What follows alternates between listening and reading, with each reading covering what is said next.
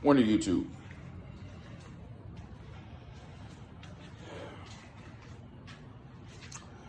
I watched the statement analyzer last night on TIR.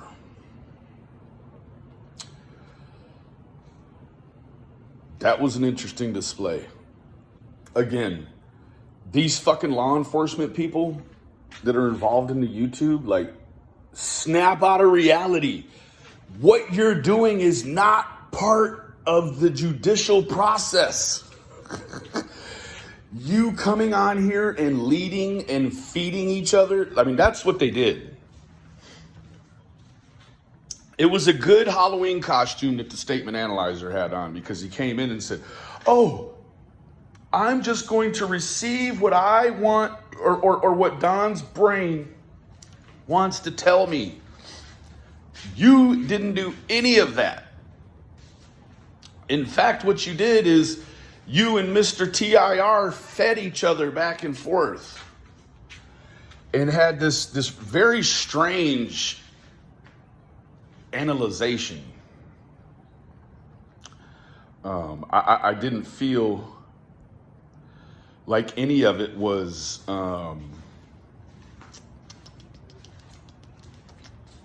I didn't feel like any of it was natural, right? It felt very pushed and designed and orchestrated. The really sad part is there was the early on talk of splitting it into two. That's always the setup for more drama, right? I'm still just stuck right here as to why these law enforcement people don't hold themselves to a professional standard. And I hear Chris say stuff like, active law enforcement grabs this guy. That guy is a paid expert too. What is a paid expert, Benny?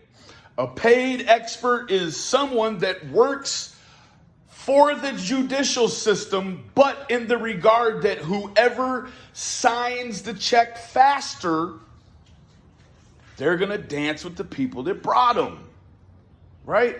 This statement analyzer, he'll jump on the defense side and sit down behind the defendant if they pay enough. Or he'll switch sides and move over and sit behind the prosecution if he's paid the right money. So these guys have there is no never mind to them, to a paid expert, as far as true justice is concerned. These people, it's like Arpad Voss, the soil sample guy. We all know what case he's working on. He's working on the Orrin and Orson West case, coat tail. But this guy, if you were to come at him with enough money, guess what? These guys, let's say the defense let's say the prosecution pays $10,000 for their expert opinion on some shit, which it's still an opinion. It's a fucking opinion. Now, a lot of these opinions by experts, not necessarily these experts, these group of experts, but a lot of what experts do is based on science, right? Now, you have a lot of experts like Arpad Voss that came in with a completely unobjective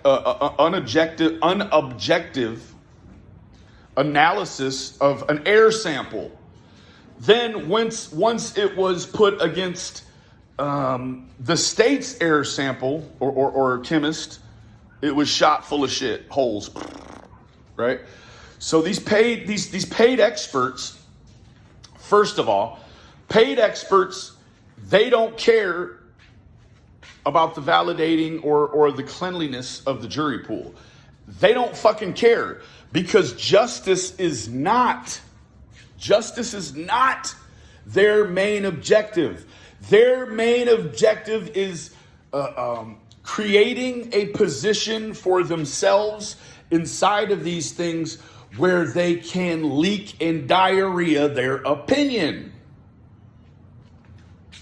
Now, I was going to do a breakdown for about 10 minutes where I was going to do the same thing to the TIR video that the TIR video did to Don. But guess what?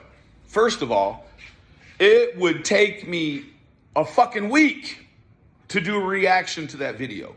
Not because of the length of it, but because of the contradictions that these men, that they put into play, right?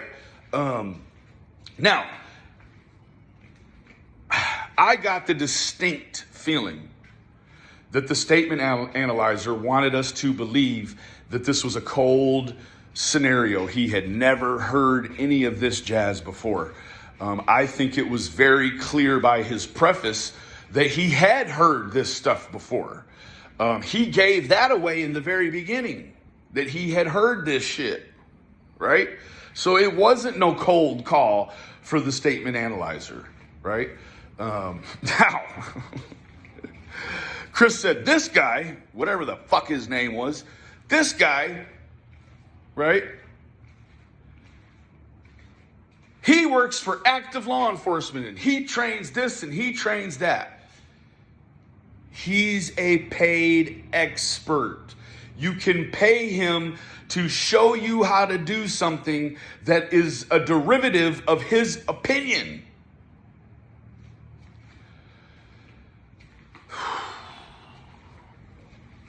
So, let me tell you this. You won't be hired on this fucking case, both of you. You should have, if you really wanted to help, you should have kept your mouth shut and you should have fucking pushed to be an expert on this case. So you really could have jumped in there and done the due process. You law enforcement people, whether it's retired or active, you feel like because you're ex-dicks, that there is no standard for you. You can come on here. Oh, and let me tell you why the interview room is like they are. 40-year retired law enforcement. Can you imagine having to listen to victims for 40 fucking years whine and cry and beg and plead and call and text and email every single day, being forced to listen to the whiny voices of victims, right? First fucking thing it seems like 40 years of detective work makes you do is jump on your first day retired and find a victim and fuck them up. Right? It's like a plumber. 40 years of his hands elbow deep in somebody's shit, and the first day that he fucking retires, the first thing he's going to say is, I don't want to look at a toilet again.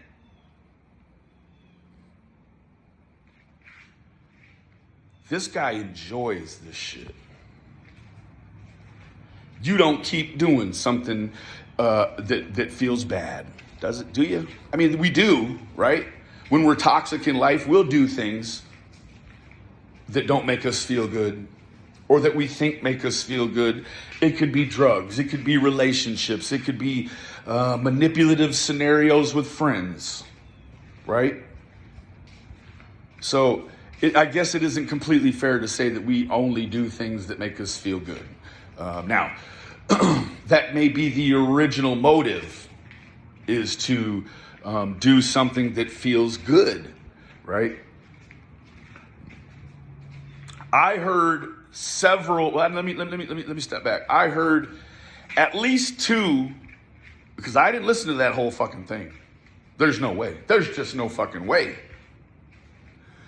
I heard Chris first talk about how his life was, I'm not going to say unmanageable, but he alluded to his life being whatever. Then he made another comment subsequent to that, which was 3 or 4 minutes down the road, where he said that his life was blurry and that he was going to try to work that out. I completely fucking agree, Chris. You have blurred the lines between career, reality, and the figmentation of this fucking internet. Right? Yeah. Believe me, man. 40 years of laying fucking concrete. Next thing you know, you want to walk on gravel. You want to walk on dirt. You don't want to fucking ever see a piece of concrete ever again. Right? If you did 40 years in fucking prison, the first day retired from prison, you don't want to do that shit. You don't want to look at no fucking bars and no guards and no fucking tray meals and none of that shit. Not this guy. 40 years of helping victims, and then all of a sudden he does a fucking change of heart in 24 hours after turning in the badge and the gun. Now he's out here with blood on his tongue looking for some victims to fuck up. Fuck you, me.